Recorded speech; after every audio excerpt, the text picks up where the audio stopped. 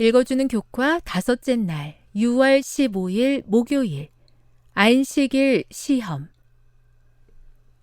아마 지금도 이 임박한 박해의 무대가 마련되는 중일 것이다. 2012년 6월 6일 교황 베네딕토 16세는 로마의 성 베드로 광장에 모인 15,000명 이상의 사람들에게 일요일은 모든 사람을 위한 휴식의 날이 되어야 한다고 했다. 일요일을 수호하는 것이 인간의 자유를 수호하는 것입니다. 그래야 사람들이 자유롭게 가족과 하나님과 함께 할 수 있을 것이라며 그는 긴급하게 호소했다. 물론 이것은 안식일 계명처럼 사람들에게 이 날을 지키라고 명령한 것은 아니지만 쉼의 날로서의 일요일 개념이 확실히 실제적인 문제인 것을 보여준다.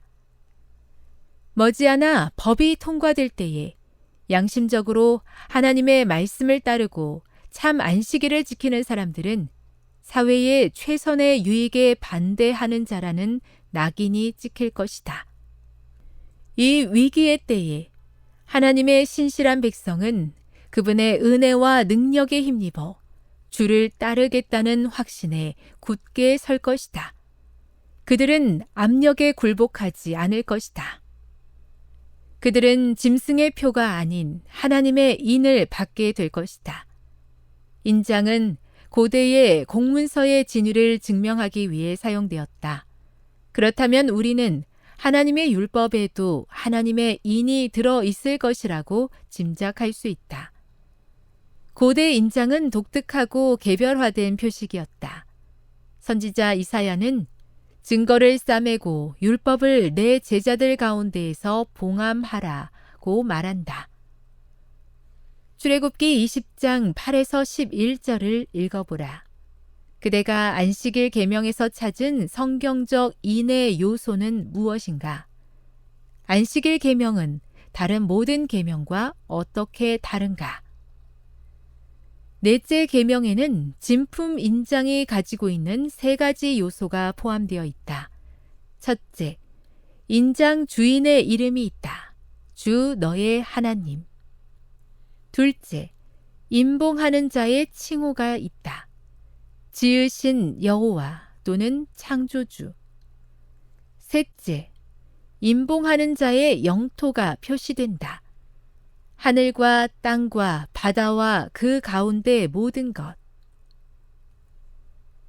요한계시록 7장 2절 3절에 따르면 하나님의 인은 우리 마음의 상징인 이마에만 찍혀 있다. 하나님은 우리의 선택의 자유를 존중하신다. 그분은 우리가 하나님의 말씀에 대한 우리 믿음의 기초에서 흔들리지 않도록 그분의 성령께서 우리의 마음을 빚으실 수 있게 우리를 초대하신다. 따라서 우리는 신실한 자들이 하나님의 계명을 지키며 예수의 믿음을 가진 자들이며 그 계명에는 짐승의 권세가 변경하기를 원했던 넷째 계명이 포함되어 있다는 것을 알 수 있다. 교훈입니다. 사람의 권위를 상징하는 짐승의 표를 거절하고 하나님의 이름과 권위와 주권이 담겨 있는 안식일을 지키는 것이 하나님의 인을 받는 것이다. 묵상. 주변의 정세를 볼 때에 종교의 자유를 제한할 수 있는 어떤 상황이 조성되고 있다고 볼 수 있습니까? 그대가 사는 시대에 대해서 생각해 보십시오. 적용. 이것이 하나님께 속한 것임을 말해주는 하나님의 인장이 나의 삶의 요소들 속에는 어떻게 찍혀 있습니까? 영감의 교훈입니다. 하나님의 인을 받을 사람들. 넷째 계명을 지키는 대신에 국가의 법률과 일치되도록 거짓 안식일을 지키는 것은 하나님과 반대되는 세력에 충성하는 표가 되는 한편 하나님의 율법을 조차 참 안식일을 지키는 것은 창조주께 충성하는 증거가 된다. 그리하여 한 계층의 사람들은 세상의 권력에 복종하는 인을 받음으로써 짐승의 표를 받는 반면에 다른 한 계층의 사람들은 하나님의 권위에 충성하는 표를 받는 길을 택함으로써 하나님의 인을 받게 된다. 각시대 대쟁투 605. 하나님보다 다른 것을 높이는 잘못에서 건져 주시기를 기도합니다.